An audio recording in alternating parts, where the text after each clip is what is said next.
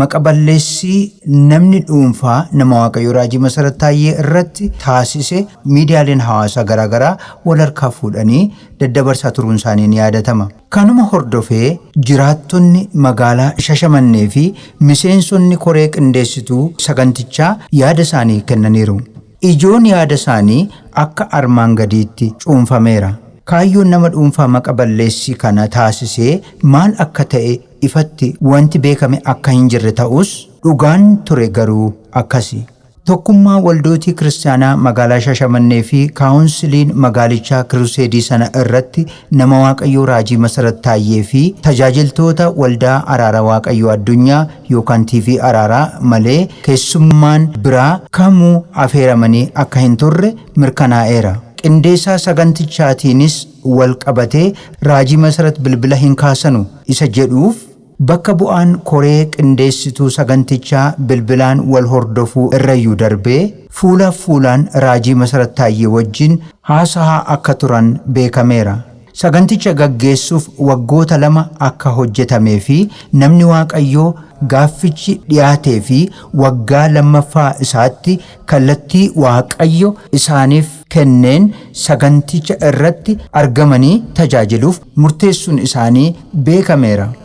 Saganticha irratti argamuu fi haa ta'u saganticha irratti erga argamanii booda namni Waaqayyoo kun eenyuunuu saantima tokkollee akka hin gaafannee fi ofii isaanii fi gurmuu tajaajiltoota isaan duukaa tajaajiluu dhufaniif baasii geejjibaa guutummaan guutuutti kan kaffalanii fi kaffaltii hoteela kireeffamuu fi kaffaltii nyaataallee guutummaan guutuutti kaffaluuf hojii gaggeessaa hoteelichaa haasofsiisuu isaanii dhaga'uun koreen qindeessituu gidduu galanii kadhannaadhaan akka yaada isaanii jijjiiranii ofiif kaffalan eerameera.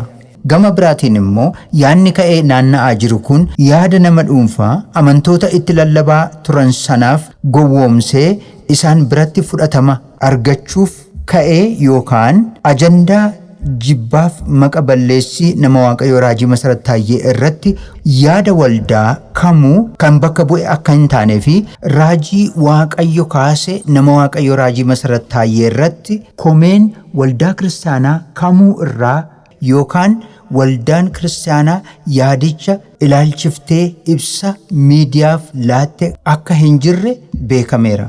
Kanaafuu televizyiiniin Araaraa hordoftoota isaatii fi fayyadamtoota miidiyaa hawaasaa maqaballeessii kana arganii dhagahan maraaf ergaan inni qabu kanneen armaan gadiiti.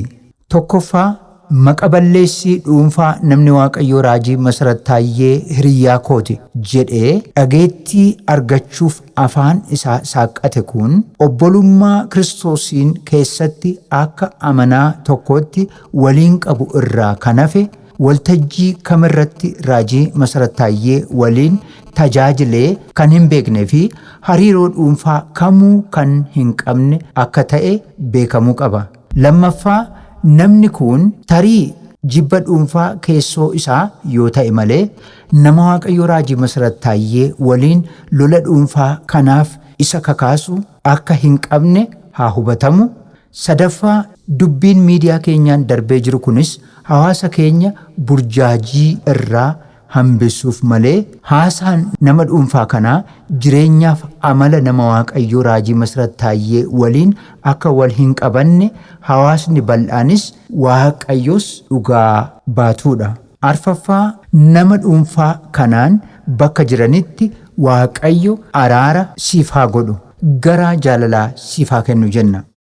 የተደረገው ስም ማጥፋትና የ2017 የሻሸመኔ ክሩሴድ አዘጋጅ ኮሚቴ ምላሽ እንደሚታወቀው የግለሰቡን በእግዚአብሔር ሰው ነቢይ መሰረት ታዬ ላይ የተደረገው ስም ማጥፋትን ተከትሎ የተለያዩ ማህበራዊ ሚዲያዎች ተቀባብለው እያሰራጩት እንደሆነ ተደርሶበታል። ይህን ተከትሎም የሻሸመኔ ከተማ ነዋሪዎችና የክሩሴዱ አዘጋጅ ኮሚቴ አባላት ሐሳባቸውን ሰጥተዋል። የአስተያየታቸው ጭብጥ ሐሳብም በጥቅሉ እንደሚከተለው ተቀምጧል። የስም አጥፊው ግለሰብ ዓላማ በግልጽ ባይታወቅም እውነታው እንደሚከተለው ይሆናል። የሻሸመኔ አብያተ ክርስቲያናት ህብረት ካውንስል በተደረገው ክሩሴድ ላይ ከእግዚአብሔር ሰው ነቢይ መሰረት ታዬ እና የአራራ ዋቀዮ አዱኛ ቤተ ክርስቲያን ወይም አራራ ቲቪ አገልጋዮች በስተቀር ሌላ አንዳችም ሰው ተጋብዘው እንዳልነበረ ተረጋግጧል። የዝግጅቱን ሁኔታ በተመለከተ ነቢይ መሰረት ታዬ ስልክ አያነሱም ለሚለው የዝግጅቱ ኮሚቴ ተወካይ ከመከታተል ባለፈ ከነቢዩ ጋር ፊት ለፊት ሲነጋገሩ እንደነበር ታውቋል። ፕሮግራሙን ለማካሄድ 2 ዓመት እንደወሰደበትና ተጠይቆ በሁለተኛው ዓመቱ እግዚአብሔር በሰጠው አቅጣጫ የእግዚአብሔርም ሰው ነቢይ መሰረት ታዬ በፕሮግራሙ ተገኝተው ለማገልገል መወሰናቸው ተነግረዋል። በዝግጅቱ ላይ ለመገኘትም ሆነ ከዝግጅቱ በኋላ ይህ የእግዚአብሔር ሰው ማንንም ሳንቲም እንዳልጠየቁና ከዚያም አልፎ የአገልጋዮችን የምግብና የመኝታን ወጪ ሙሉ በሙሉ ለመሸፈን የሆቴሉን ስራ አስኪያጅ በማነጋገር ላይ ሳሉ አዘጋጅ ኮሚቴው ሰምቶ በልመና ጣልቃ ገብቶ እንደከፈለም ተጠቅሷል። በሌላ በኩል ምዕመናኑን በማታለል ተቀባይነት ለማግኘት የጥላቻና የስም ማጥፋት አጀንዳ በእግዚአብሔር ሰው ነቢይ መሰረት ታዬ ላይ ለማሰራጨት የተነሳው የዚህ ግለሰብ አካሄድ ግለሰቡን እንጂ የትኛውንም ቤተ ክርስቲያን የሚወክል እንዳልሆነ ወይንም የእግዚአብሔር ሰው ነቢይ መሰረት ታዬን ነቢይነት የሚጻረር ከየትኛውም ቤተ ክርስቲያን ለመገናኛ ብዙሃን የተሰጠ መግለጫ እንደሌለ ተገልጿል። ይህን የስም ማጥፋት አካሄድን ተከትሎ አራራ ቲቪ ለተከታዮቹና ለማህበራዊ ሚዲያ ተጠቃሚዎች በሙሉ የሚተላለፈው መልእክት የሚከተለው ነው። አንደኛ፣ የእግዚአብሔር ሰው ነቢይ መሰረት ታዬን ጓደኛዬ ሲል ለማሰማት የሞከረው ከነቢዩ ጋር በክርስቶስ ውስጥ እንደ ማንኛውም አማኝ ካለው ወንድማማችነት በስተቀር ምንም አይነት ግላዊ ግንኙነት እንደሌላቸው ልብ ሊባል ይገባል። በሌላ በኩል ደግሞ ምናልባት በውስጡ ካለው ግለሰባዊ ቅናትና ጥላቻ በስተቀር ይህን ሰው ለዚህ አነሳስቶታል የሚባል ከእግዚአብሔር ሰው ነቢይ መሰረት ታዬ ጋር የነበረ አንዳችም ግጭት እንደሌለ ሊታወቅ ይገባል። ሶስተኛ፣ በመገናኛ ብዙሃን እየተሰራጨ ካለው ከዚህ ውዥንብር ቅዱሳንና ተከታዮቻችንን ለመታደግ የተሰጠ ምላሽ እንጂ የዚህ ግለሰብ ንግግር ከእግዚአብሔር ሰው ነቢይ መሰረት ታዬ ሕይወትና ባህሪ ጋር ምንም አይነት ግንኙነት እንደሌለው ህብረተሰቡም ሆነ እግዚአብሔርም የሚመሰክር እውነታ ነው።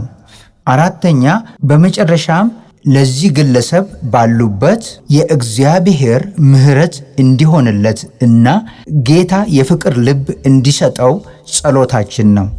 ከበጀምቶት ዳወቶተ ኬኛ ነጋፊ አያኔ ዋቀዮ እስኒፋ ባየቱ ጀቻ ጉያርዳ ከስሞት አዳ ቀበዴ እስኒፍ ዲያደ ጅራ ቱርቲ ጋሪ ኖጂን ኤጋ ከለትማን ገረ ከስሞት ኬኛት እስንዲኤሳ ከስሞን ኬኛ ኑግዱ ጅሩ ሜ ከስሞን ኬኛ መቃ ኢሳኒቲ ፊ እዶን ኢሳን ራ ዱፈን ወጂን ወሊስን በርሲሳ ኖጂን ቱራ በገነጋ ንፍሰን Maqaa keessanii fi iddoo irraa dhuftan? Maqaan koo Qees Girmaa Naggasaan jedhama. Waldaa Kiristaanaa Warra Wangeelaa Makaana Yesuus Shaashamanee Afaan Oromoo irraan dhufe akka hojii gaggeessaa waldaa sanaati.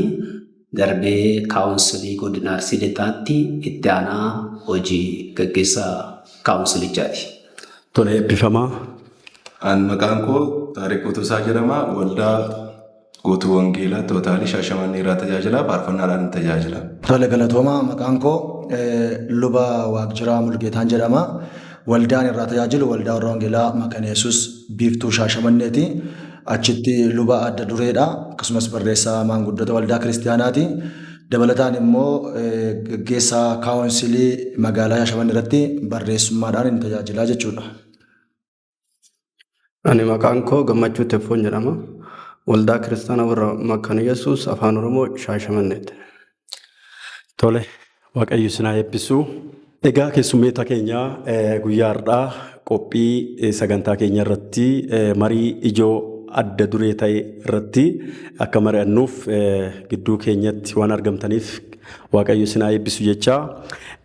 Waggaa tokko dura gurraandhala 13 hamma 16 bara 2017 irratti akkuma beekamu kiruuseediin guddaan tokko magaalaa Shaashamannee irratti gaggeeffamee ture. Mee waa'ee kiruuseedii hafuuraa guddaa magaalaa Shaashamannee irratti gaggeeffame irratti yaada qabdan gabaabinaan kallattimaan gara luba qees Waaqjiraa Mulugeetaatti isin dabarsa. Tole carraanaa kennitaniif baay'ee galatoomaa Waaqayyoo isin haa eebbisu. Akkuma jedhame gurraandhala 13 hanga 16tti konfireensii hafuuraa guddaatu magaalaa Shaashamanneef naannoo ishee kana keessatti gaggeeffamee ture. Konfireensii hafuuraa gaggeeffame kanarratti nama Waaqayyoo Raajii Masarat Taayyee fi tajaajiltoota isaa wajjin ta'an waldaa araaraa Waaqayyoo gara magaalaa kanaatti afeeramee ture. Afeerraa yeroo sana ture keessatti akka salphaatti tajaajilaaf isa argannee hin turre. Xalaadhaan jalqabuma gaafa Raajii Masaratiin garanatti afeeruudhaaf koreewwan kaawunsilii magaalaa Shaashamannee fi kan Arsii godina Arsii lixaa wajjin waliin ta'uudhaan kadhannaa yeroo dheeraa fi marii yeroo dheeraa booddee erga irratti walii gallee gara sanatti xalaan akka ergamu ta'e xalaa gara sanatti erga geessine booddee isaanis kallattii dhimmi ilaaluuf waldaa sana keessatti konfireensii namoonni keessummeessan dhimma konfireensii irratti kan hojjetan gahee hojii gurguddaatu jira jechuudha waldaa sana keessa. Dhimma konfireensiidhaaf namni taa'ee jira. Qaama dhimmi ilaallatu bira erga xalaa galchine booddee deebii isaan nu kennan irratti kadhannee yoo Waaqayyo lafa sanatti nu erge waan dhannee dubbannu yoo Waaqayyo nutti hime qofaadha dhufuu kan dandeenyu jedhanii yaada nuu kennanii turanii nus yaada isaanii kana fudhannee gara kadhataatti deebine turtii waggaa tokkoof walakkaa akkas kan ta'uun booda konfireensii kana Waaqayyo gara kana dhufanii akka isaan tajaajilanii fi afeerraan Waaqayyo biraa isaaniif ta'ee isaan erga Waaqayyo irraa dhaga'anii booda gara keenyatti bilbilanii akka konfireensii sana Waaqayyo eeyyamu nutti himanii sana booddee koree keenyaa wajjin gara hojiitti seennee konfireensii sana akka isaan gara dhufanii Waaqayyo milkeessuuf gara hojiitti seennee jechuudha. Magaalaa kanatti konfireensii kana yookaan kiruuseedii kana kan qopheesse kaawunsilii magaalaa Shaashamannee fi kaawunsilii godina Arsii lixaatti waliin ta'uudhaan qopheesse jechuudha. Eebbifama isin yaada addaa kan dabalataa qabaattan luba Girmaa. Yaada addaa yaanni lubni waajjiraan haasa'e akkuma jirutti jiraatee kaawunsiliin godina Arsii lixaatii fi kaawunsiliin magaalaa Shaashamannee yeroo dheeraatiif erga irratti mari'atee booddee gara Naqamteetti nama erguudhaaf murteesse. Jara kana waammachuudhaaf jara kana nu barbaachisa jennee murteessinee eentaramu jennee lubni waajjiraan akka raqee isaan kana qaamaanis nu wajjiniin isaanii wajjiniin dubbatee isaanis gara kana akka dhufanu maree irratti gaggeessineera. Ergaa maree irratti gaggeessinee luba waajjiraa ergine lubni waajjiraa maaliin nu dhufa jedhee eegaa turre. Lubni waajjiraa haala kadhannee isinii deebisnaa jedhanii guraandhala guyyaa 13 hanga guyyaa 16tti akka sagantaan sun murtaa'ee dhufanii nutti himanii nus gammachuudhaan fudhanne ergaa gammachuudhaan fudhanne immoo waldaan araaraa Waaqayyoo kuni gara keenyatti tiimii isaa wajjiniin sagantaa kanaaf jedhanii dhufuu isaanii argineerra. Kanattis gammanneerra. Sagantichis yeroo gaarii, yeroo namatti tolu, yeroo hojii Waaqayyootti hojjetamu yeroo gaarii akka ture adda dureedhaan gaggeessaa kan ture kaawunsilii godina Arsii lixaatii fi magaalaa Shaashamanneeti. Akkasuma koree garaagaraa akkuma lubni jedhanii koree garaagaraa itti ijaarree isaanii wajjin hojii kana gaggeessaa ture. Egaa yaada dabalataa akka nuuf kennitan barbaada luba Waaqjiraa Mulugeetaa. Sagantaa kiruuseedii guddaa magaalaa Shaashamannee qophaa'e kanarratti akkuma beekamu tajaajilaan affeeramee dhufee Raajii Masarat Taayyee fi akkasumas tajaajiltoota waldaa araara Waaqayyoo isaan wajjin tajaajilu affeerree turre jettu. Dabalataan immoo tajaajilaan isin kiruuseedii hafuuraa guddaa kanarratti akka tajaajilaniif isin affeertan yookiin immoo xalayaa laattaniif jiru. Galatooma kiruuseedii magaalaa Shaashamannee irratti qophaa'e kanarratti akka koree kaawunsilii magaalaattis ta'e akka koree godina Arsii lixaattis kan nuyi irratti kadhannee fi Kan nuyi irratti walii gallee gara magaalaa keenyaa dhufanii yoo tajaajilan akkuma kaleessa dheengaddaa karaa abboota keenyaaf karaa garaagaraa Waaqayyoo hojjechaa ture. Karaa nama kanaas Waaqayyoo akka inni hojjetu ergaa isaatti waan amanneef raajiin masaratii gara kana dhufee akka inni nu tajaajiluuf irratti walii galle jedhee duraan si ibsuuf yaaleera. Akkuma kana immoo guyyaa waamicha kanaa waamichi kun dhufee garanatti raajiin masarat tajaajiltoota isaa wajjin dhufee akka nu tajaajilaniif afeerraan kan godhameef xalaan kan barreeffameef waamichi kan godhameef raajii masaratiif tajaajiltoota isaa qofaadha jechuudha. Raajii masaratii wajjin tajaajiltoonni biraa yookaan waldaa biraa irraa isaa wajjin gara magaalaa kanaatti afeerre yeroo sana faarfattoota dhufanii faarfataniin alatti namni tokko iyyuu afeeraa kan gooneef hin jiru, kan afeerames hin jiru. Waldaa araara Waaqayyoo qofaadha gara kanatti kan afeerre. Abbaan gaggeessaan waldaa araara Waaqayyoo immoo raajii masaratiidha. Raajii masaratii qofaadha gara kanatti akka inni konfereensii guyyaa 3 kana nu tajaajiluuf afeerraa kan laannee fi innis Waaqayyoo irraa dhaga'ee gara kanatti dhufee akkuma sila dubbachuuf yaallee guyyaa 3 nu tajaajilaa turanii. Tajaajila isaan tajaajilan keessatti Waaqayyoo dinqii milikkita garaagaraa baay'ee konfereensii irratti cabaan fayye, konfereensii irratti duudaan baname, konfereensii irratti dinqiif maalaleen gurguddaan ta'eef lubbuun haaraan hedduun gara mootummaa Waaqayyootti dhufanii fi konfereensii yeroo Waaqayyoo ergaa gurguddaa guyyaa sanbata guddaa isana dubbate guyyaa dafinoo yookaan hojja duree sana raawwiisaa gurguddaa persentii 90 ol konfereensii irratti argine magaalaan keenya itti bilisa ba'umsa guddaa argatee fi boqonnaa haaraa argate qilleensi isaa qulqulluu ta'ee konfereensii milkaa'aa ture jechuudha. Tole Waaqayyoo guddisee isin haa eebbisu. Tajaajilaan isin xalayaadhaan yookiin immoo tajaajilaan isin kallattii biraarraa affeertan gonkumaa akka hin jirretti dubbachaa jirtu. Mee asirratti yaada dabalataa qabdu isin luba? Akkuma lubni waajjiraan jedhee anis hojii sana gaggeessaas kan turedha. Jalqabaa kaasnee amma dhumaatti wajjiniin kan turedha. Nuyi akka kaawunsilii godinaa Arsii Lixaattis ta'ee akka kaawunsilii magaalaa Shaashamaneetti namni nu affeerreef tajaajila sanaaf namni nu waamne waldaa araara Waaqayyoo qofa duwwaadha.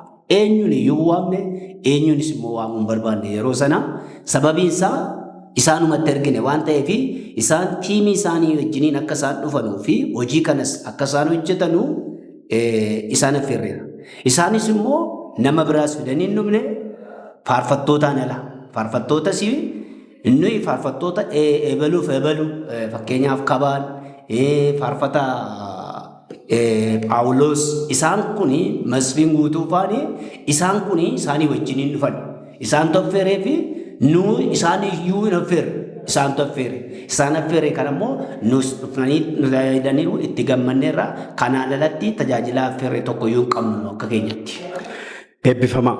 Kabajamtoota keessummoota keenya akkuma beekamu affeerraa raajii masarat taayyeetiin magaalaa Shaashamannee yeroo jalqabaatiif kiruseedii afuuraa guddaa bara 2017 affeeraman irratti isaan walqabatee yeroo ammaatti toora marsarii hawaasaa irratti oduu fi ololli sobaa tokko naanna'aa jira.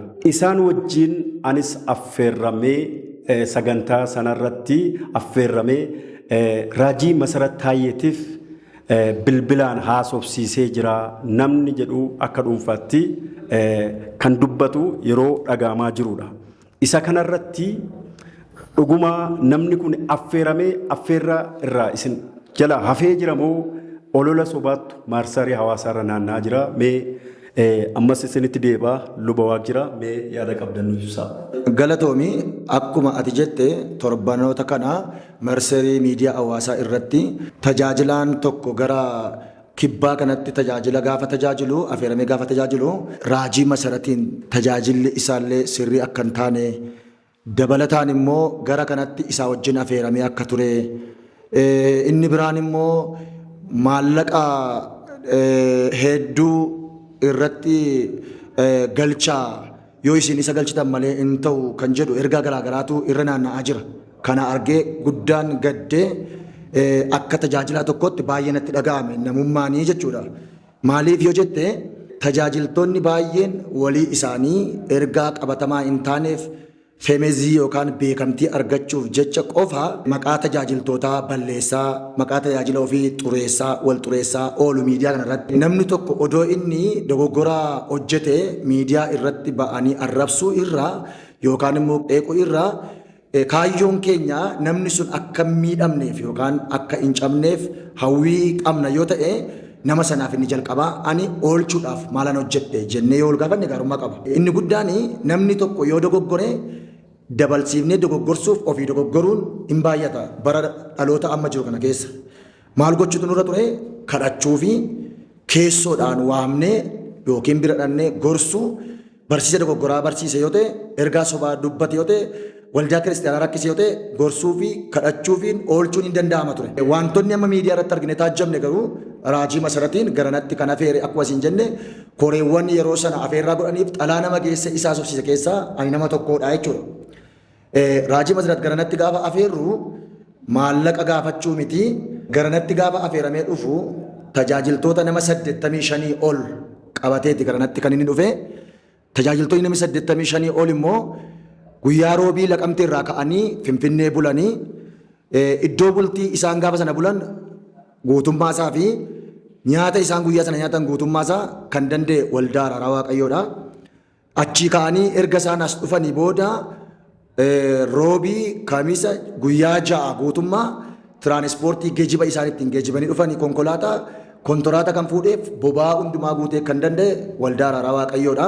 Guyyaa kana booddee as turan keessa guutummaa booddee deemanii finfinnee bulanii finfinnee irras yeroo iddoo bultii bulanii kan isaaniif kaffalame boba'aan guutame deebi'ee kan gale hundumaa wacii persentii 100 kan shaffanne waldaa Araaraa Waaqayyoodha.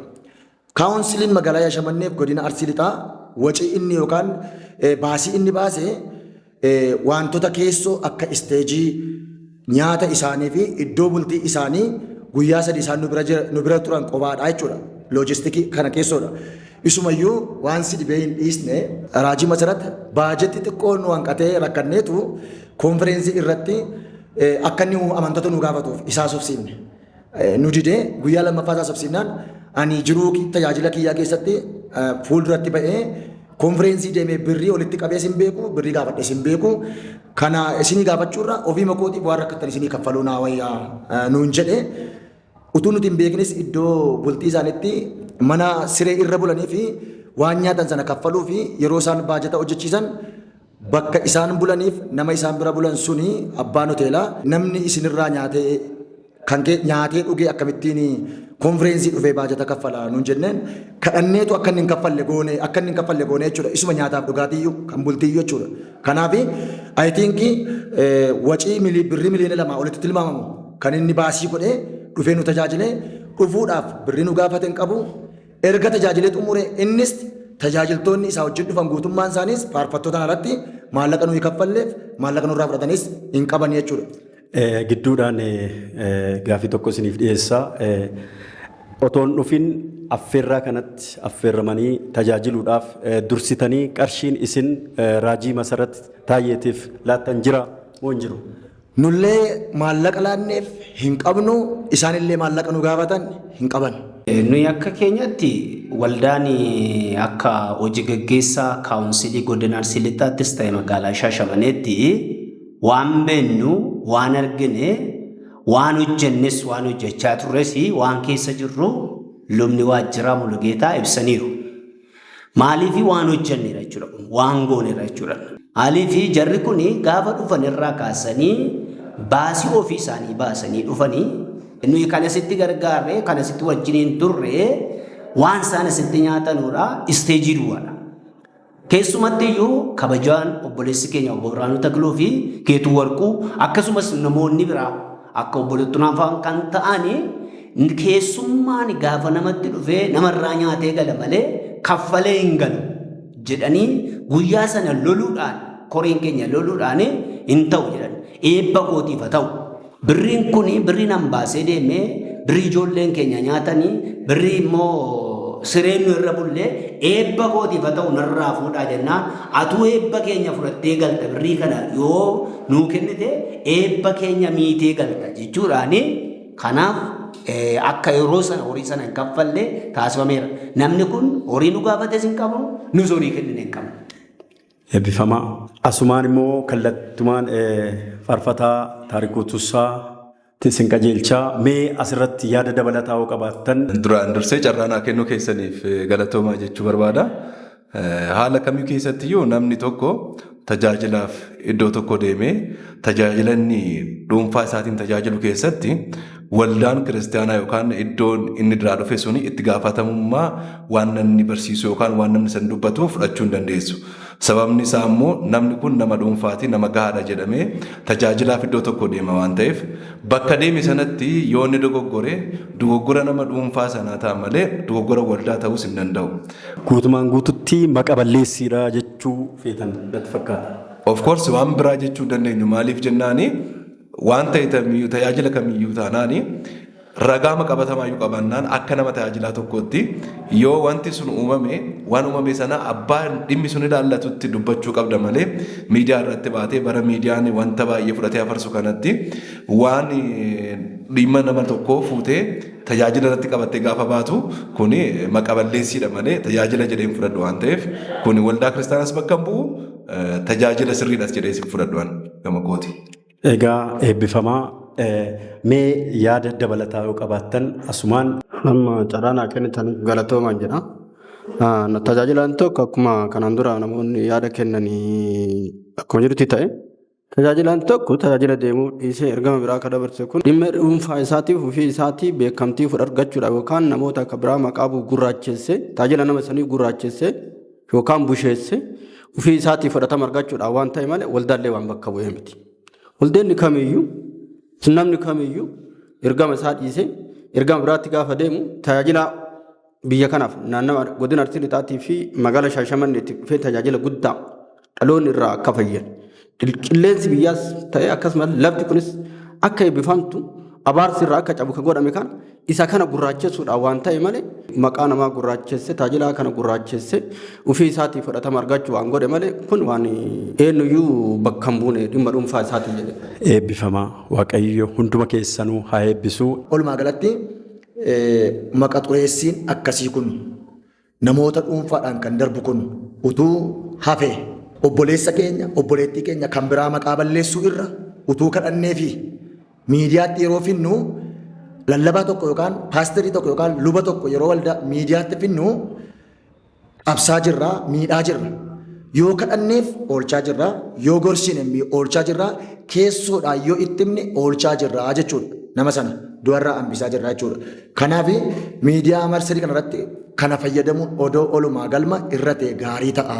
Namni waaqayyoo fi waldooleen nuyi asitti afeerre kuni gocha amma miidiyaa irratti afarfamaa jiruuf deebi'aa jiru keessa barsiisa isaatiin haa ta'u, ergaa dubbateen haa ta'u, kadhata kadhateen haa ta'u, waan namoonni hubannaa hin qabne tokko tokko maqa xureessiidhaan hojjetan keessa akka inni hin jirre waan arginirraa dhugaa ba'uu nan barbaada jechuudha. Akka nama tokkootti, akka tajaajilaa tokkootti jechuudha. Marii guyyaa har'aa gaggeessineef eebbifamaa Waaqayyo isin haa eebbisu. ሰላም ሰላም ውድ ተመልካቾቻችን የጌታችን ሰላምና ጸጋ ይብዛላችሁ እያለን ዛሬ በአንድ ርዕሰ ጉዳይ ላይ ለመወያየት እንግዶችን ይዤላችሁ ቀርቤያለሁ። እንግዶቻችን ራሳቸውን ያስተዋውቃሉ። እኔ ስሜ ቄስ ግርማ ለገሰ ይባላለሁ። ሻሸመኔ አፋን ኦሮሞ መካነ ኢየሱስ መሪ ቄስ ነኝ። በምዕራብ አርሲ ዞን ደግሞ የካውንስላችን ምክትል ሰብሳቢ ነኝ። ስሜ ኤስ ዋቅጅራ ሙልጌታ ይባላለሁ። ቢፍቱ ሻሸመኔ መካነ ኢየሱስ መሪ ቄስ ነኝ።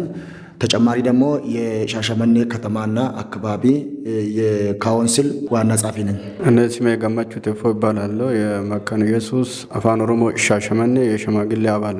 እኔ ስሜ ዘማሪ ታሪኩ ቱሳ ይባላለሁ። በሻሸመኔ ቶታል ሙሉ ወንጌል በዝማሬ ነው የማገለግለው።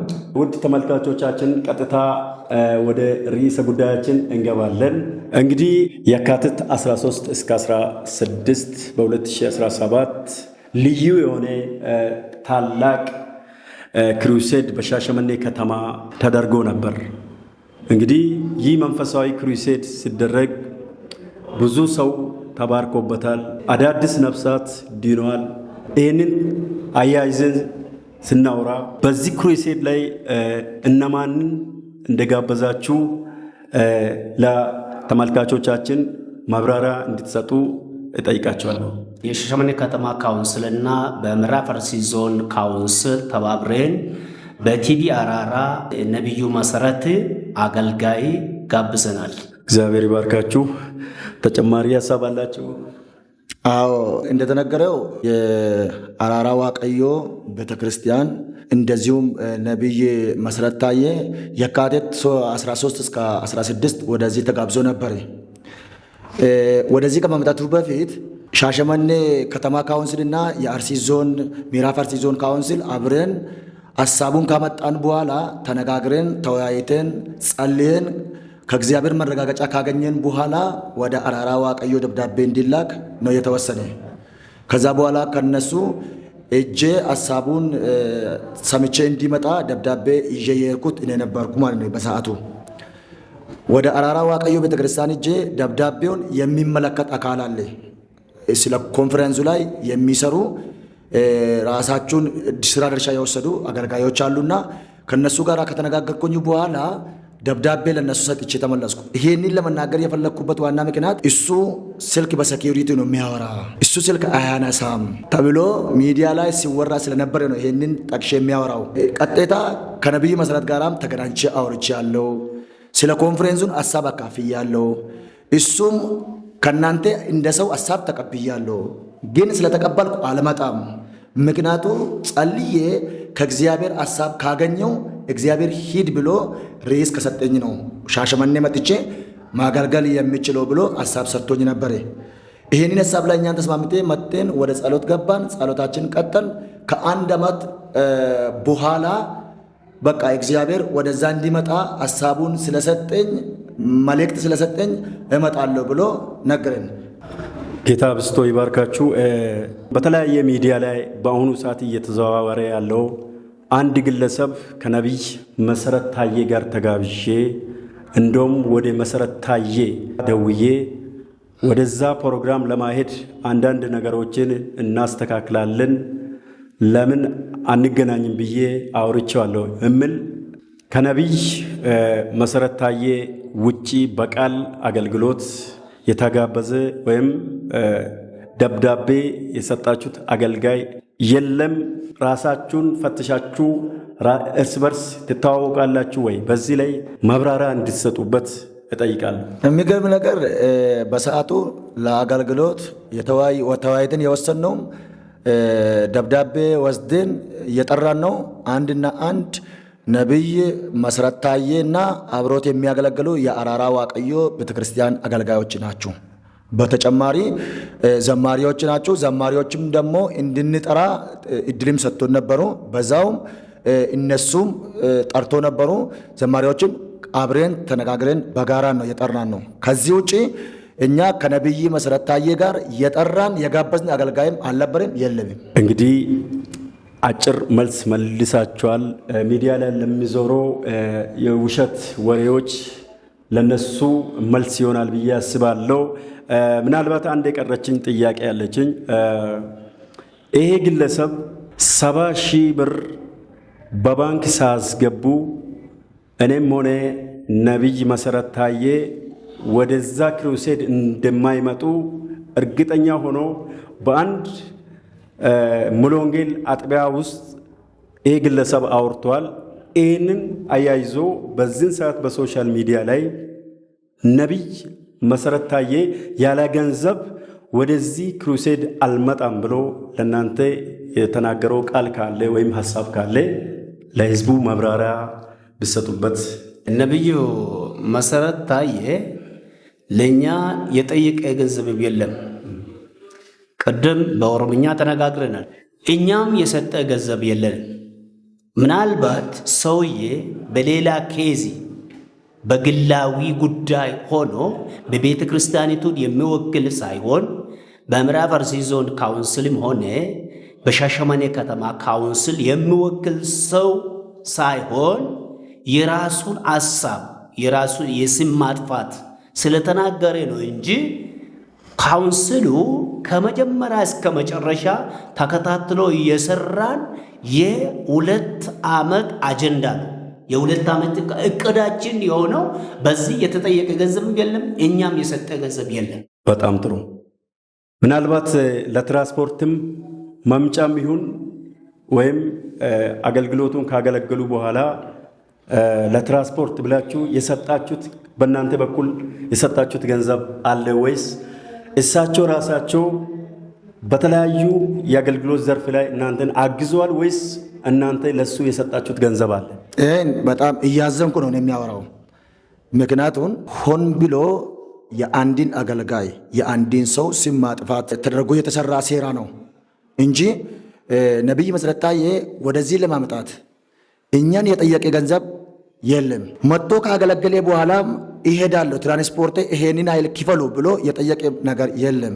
ቅድም እንደነገርኩ እኛ ገንዘብ ሲያንስን ህዝቡን አስተባበርን ገንዘብ እንዲያዋጡ አድርገን ብለን ጠየቅን። አንደኛ ቀን እምቢ አለኝ፣ ሁለተኛ ቀንም ጠየቅን። ምክንያቱ ገንዘብ ስላጣን ማለት ነው። በሰዓቱ እኔ በአገልግሎት ዘመን አገልግሎት ከጀመርኩበት ጀምሬ እስከ ዛሬ ድረስ ኮንፈረንስ ወጥቼ ገንዘብ ጠይቄ አላውቅም።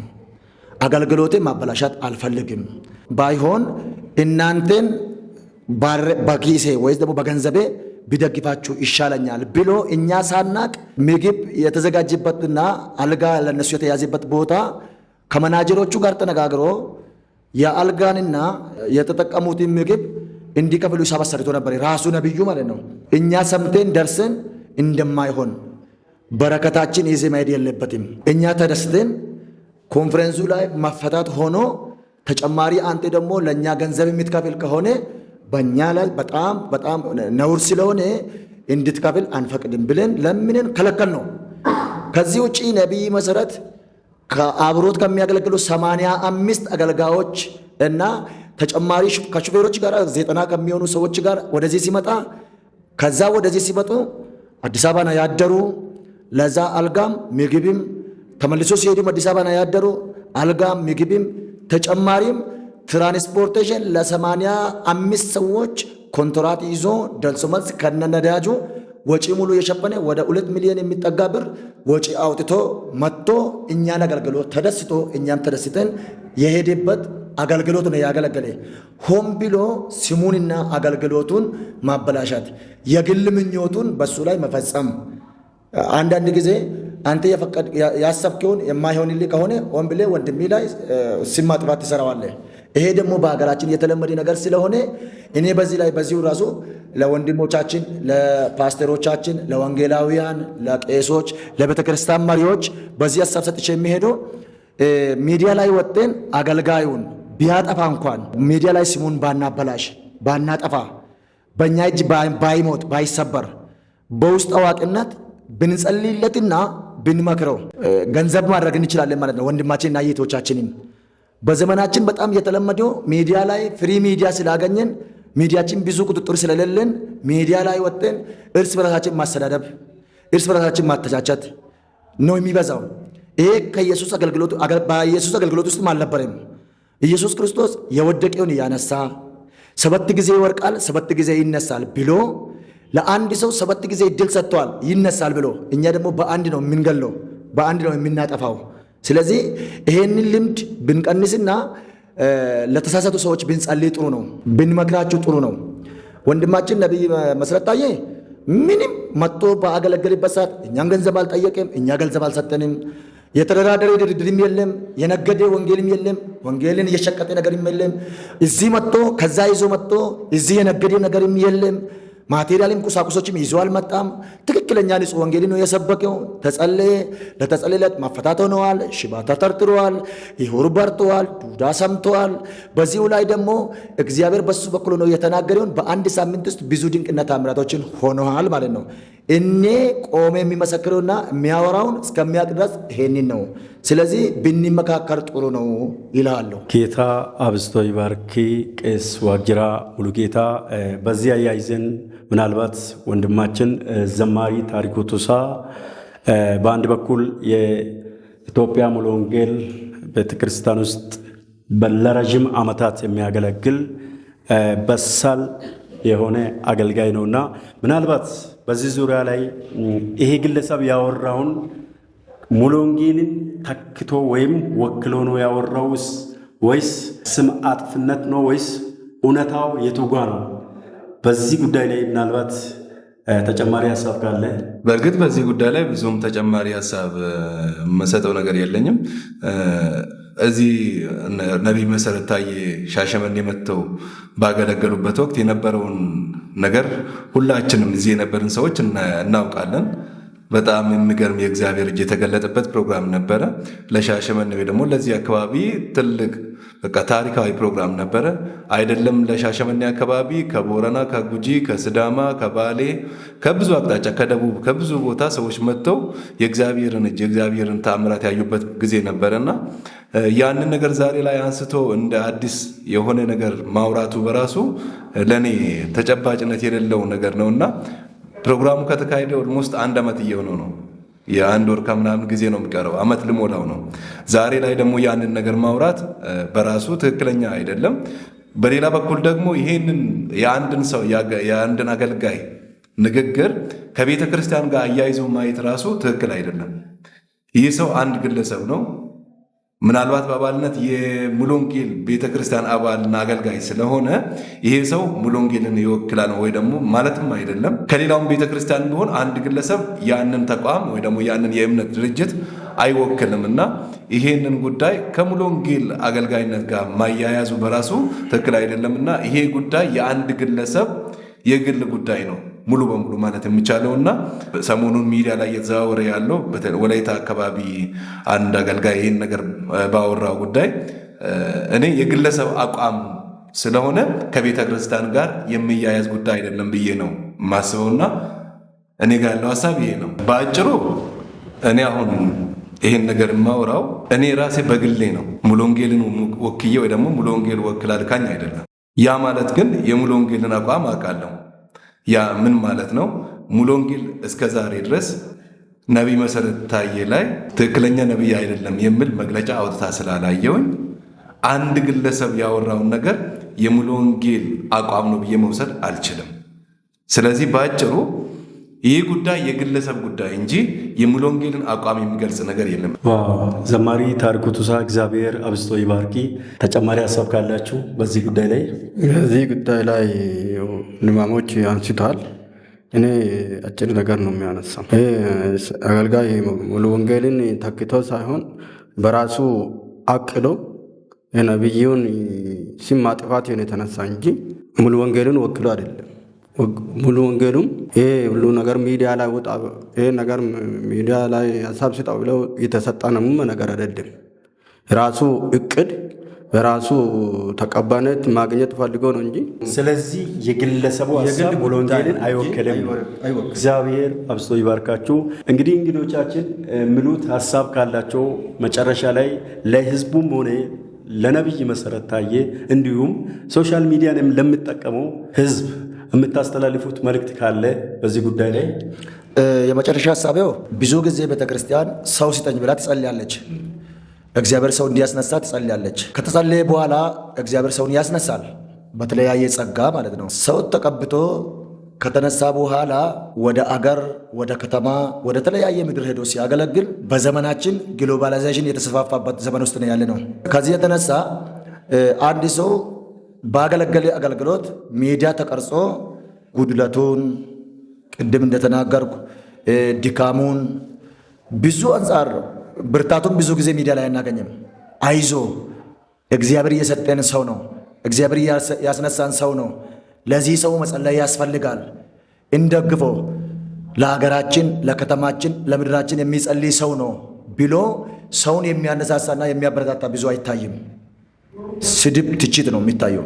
ስለዚህ በዚህ በኢትዮጵያችን ብቻ ሳይሆን በአገራችን በምድራችን ላይ ያለው ሁሉ ቤተክርስቲያን የተለያዩ ዘርፍ ላይ የሚያገለግሉ አገልጋዮቻችን፣ አሁንም ቅድም ተጠቀስኩ ፓስተሮቻችን፣ ቄሶቻችን፣ ወንጌላውያን በተለያየ ዘርፍ እና በተለያየ ጸጋ የሚያገለግሉ ዘማሪያን ለእርስ በርሳችን ብንጸልይ ይሻላል፣ ብንመካከር ይሻላል። የተሳሳተውን ሰው ደግሞ ብንጸልይለትና ብንመክር ደርሰን ብንገስጽ እንኳን በመንፈሳዊ አባትነት ማለት ነው። ይሄን ብናደርግ እርስ በራሳችን ብንደጋገፍ አይዛቦችን ወደሚደነቅ ብርሃን ማምጣት እንችላለን። ስለዚህ እኔ እንደግሌ ነብይ መሰረት ታዬን ዘመኑን ህይወቱን ቀሪ ዘመኑን እግዚአብሔር ይባርከው። እንደገና እግዚአብሔር ከዚህ የበለጠ ጸጋ ይጨምሮ። ሰዎች ስለተቹክ፣ ሰዎች ስለሰደቡ አገልግሎትን አይደናቀፍ። አይዞ በርታ፣ ተግተ ጸልይ። ለአገራችን፣ ለምድራችን፣ ለኢትዮጵያም ለተለያዩ ድክመት ውስጥና ችግር ውስጥ ያሉ ቅድም ከዚህ በፊት ስታደርግ እንደነበርከውን እንዲሁ እንድታደርግና በእግዚአብሔር ፊት እንድትቆይና ከእግዚአብሔር ጋር መገናኘትን እንድትቀጥል በዚሁን በተከበረ ጥሬንና የተከበረውን ሐሳቤን ለአንተም ለአራራ ዋቀዮ ቤተክርስቲያንም ለተለያዩ ቤተክርስቲያኖቻችንም መልእክትን ማስተላለፍ ይፈልጋለሁ። ለወደቀ ሰው ለተሳሳተ ሰው እንጸልይ፣ እንደግፍ ብዬ መልእክትን ማስተላለፍ ይፈልጋለሁ። ሁላችሁንም ጌታ አብዝቶ ይባርካችሁ። ርዕሰ ጉዳያችን ጨርሰናል። ተባረኩ።